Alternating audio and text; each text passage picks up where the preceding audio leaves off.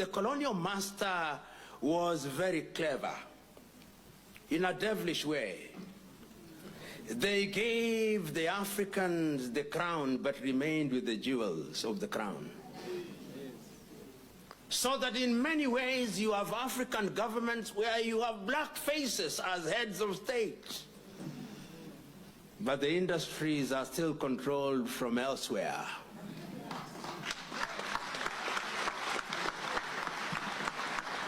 That is the nature of the colonial. But in my own view, we cannot, as Africans, keep on lamenting, because the problem with us Africans also is that we are prisoners of sorrows and lamentation. So we say, oh, God, let's not allow God to enter into these things which we can do ourselves.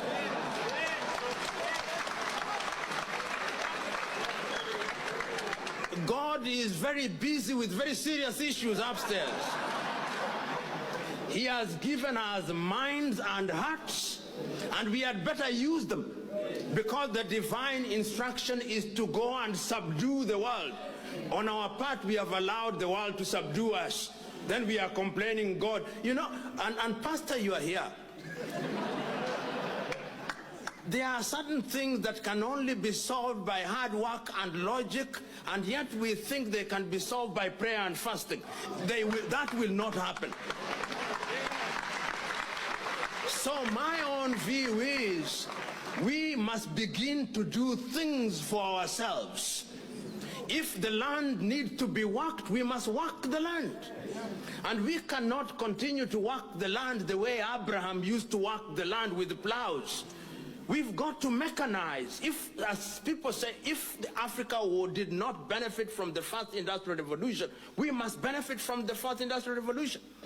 And you know, in these matters, these very serious matters, nobody invites you.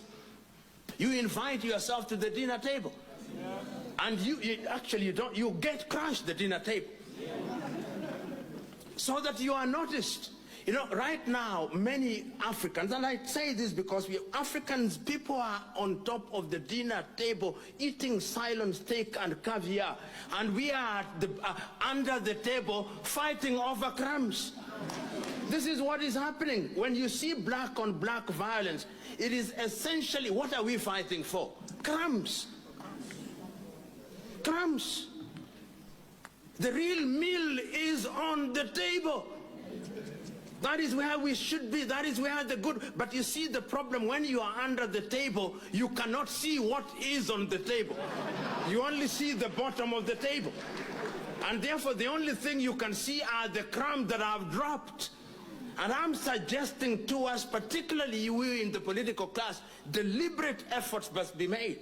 I know that in many African countries, we suffered from certain historical advantages by dint of skewed systems of governance, particularly in the economic arena. Here in South Africa, you know that, and even the white people know and appreciate that going forward, it is completely untenable that a small population should have the majority of the land. They know.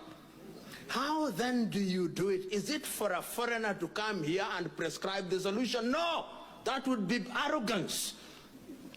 But it's for a foreigner to begin to persuade those who are in the eye of the storm that the sooner you are able to relinquish some of this land in an orderly and in a programmatic manner so that you do not disrupt commerce, the safer you are. Because let me tell you, a hungry and a poor man has no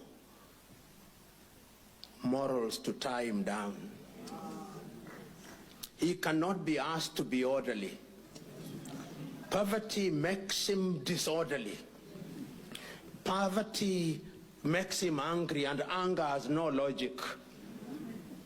Anger doesn't know what is on its path.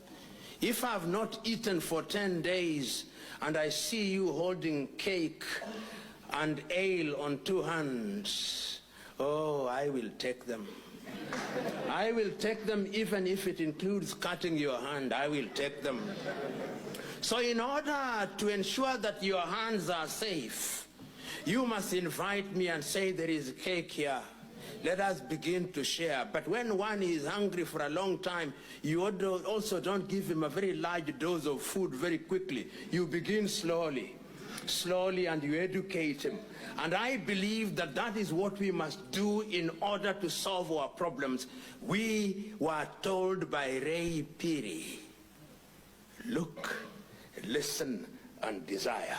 Let us look, let us listen, and desire to do the right thing.